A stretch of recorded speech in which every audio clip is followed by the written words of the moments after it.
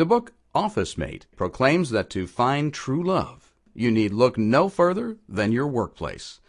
Author Stephanie Losee, who's been married to her office mate for 16 years, lets us in on the do's and don'ts of romancing a coworker.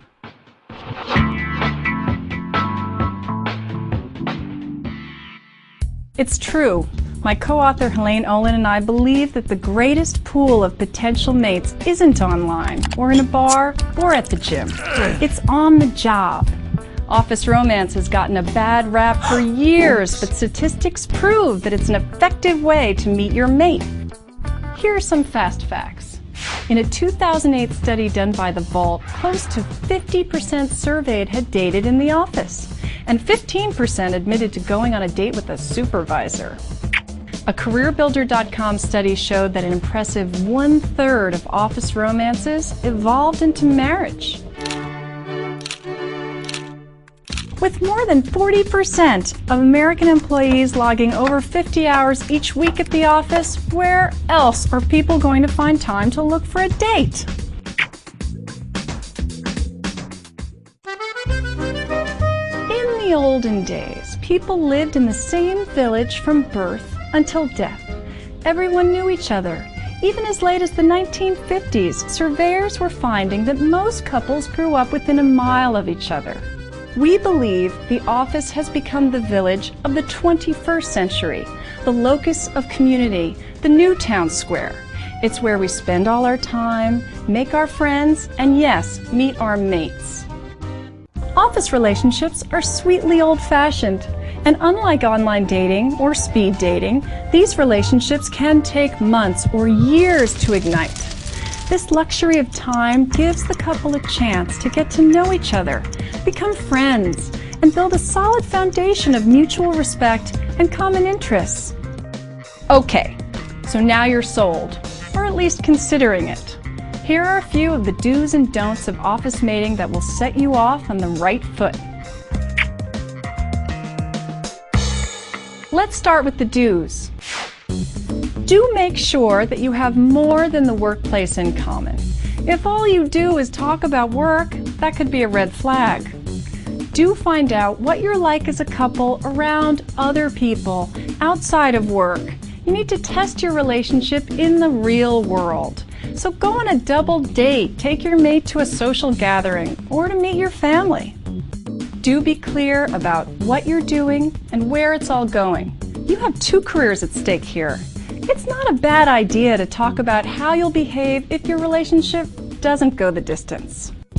You may decide to be more open with your coworkers or your boss about your relationship once you feel that it may be something substantial. But don't get into the details. Nobody wants to hear whether he wears boxers or briefs.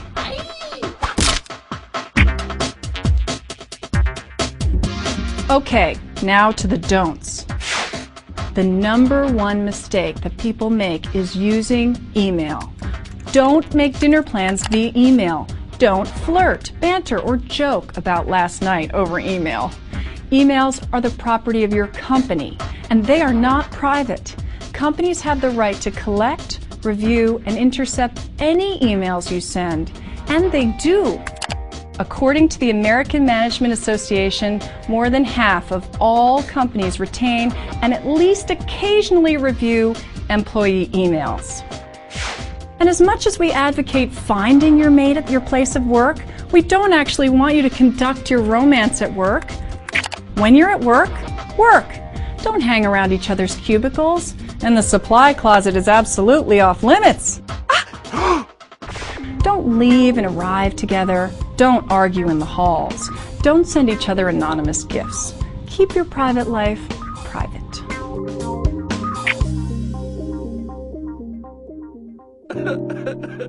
Interoffice breakups may be the main reason why coworkers choose not to get involved in the first place.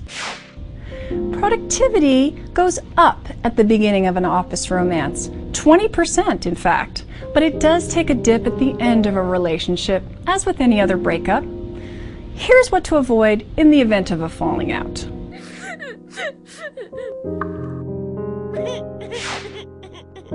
Crying at the office. involving coworkers in the breakup, dating another office mate on the rebound, getting human resources involved unless it's a harassment issue, or quitting in a huff. And again, don't use email or IM to break up. Have the courtesy to break up in person. If you don't treat your soon-to-be ex with grace, your ex may not behave so gracefully towards you in the future. And nobody needs that. But if you treat your ex with respect, you will both live to love another day. And, I might add, get promoted. Let's not forget that the real reason you're at the company is to do fine work. Meeting terrific people who share your interests is just another one of the benefits. Most of us take it on faith that companies object to office romance, but it turns out that the great majority of firms have no comprehensive policy on inter-office dating whatsoever. So the choice is very much yours to make. I hope you find Office Mate useful and wish you much success in finding your perfect office mate.